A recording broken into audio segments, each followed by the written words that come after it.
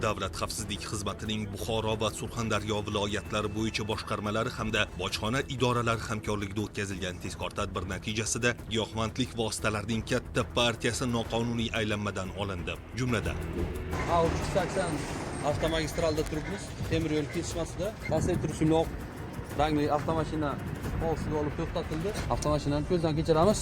Buxoro shahrida yashovchi 1993-yilda tug'ilgan muqaddam narko jinoyat sodir etganligi uchun sudlangan shaxs boshqaruvidagi Lacetti rusumli avtomashina Surxondaryo Buxoro yo'nalishida harakatlanayotgan vaqtida Kogon tumani hududida to'xtatildi. Ana xolislar ko'rdingizlarmi? Avtomashinani havo filtri ichida qora salafon. Ko'ramiz nima ekan bu. Avtomashina xolislar ishtirokida ko'zdan kechirilganda uning motor qismidagi havo filtri ostiga yashirib qo'yilgan 993 gram opiy moddasi protsessual tartibda rasmiylashtirib olindi.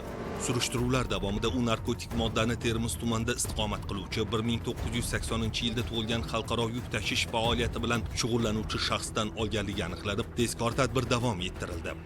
Tezkor tadbir davomida O'zbekiston Respublikasi fuqarosi o'ziga tegishli bo'lgan qanaqa modda?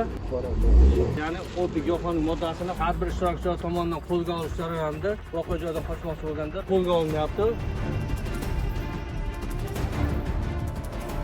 Fuqaro tomonidan otib yuborgan ikkita o'ramni dastlab olamiz. Hozir bu yerga nechta olib kelgansiz? Buni bilan 5 ta yo'qda mashina. Avtotransportda 3 ta, bu bilan 2 ta 5 ta o'ramda, to'g'rimi? Jami nechta olib kelgansiz?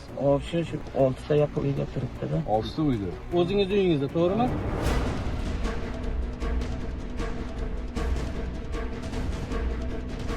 Avtotransportning old qismida ham mana o'ziga xos o'tkir hidli opiy giyohvandlik moddasiga o'xshash.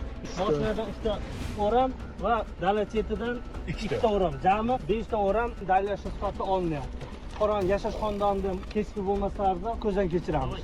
Natijada gumonlanuvchi shaxs ushlanib, uning yonidan muqaddam Afg'onistondan kontrabanda qilingan 5 kilogramm va yashash xonadonidan esa 7 kilogramm opiy giyohvandlik vositalari ashyoviy dalil sifatida olindi. To'q jigar rangli o'ziga xos o'tkir hidli. Bu yerda 3 ta. 3 ta o'ramda. Keyingi to'xtating tayyorlaydi. Yuring.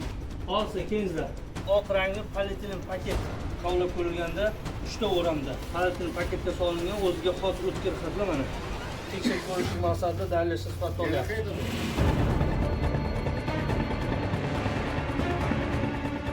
Mana shu yermi? Bu yerda nechta? Shu 3 ta. Qancha chuqurlikda ko'milgan? 200 o'lchab.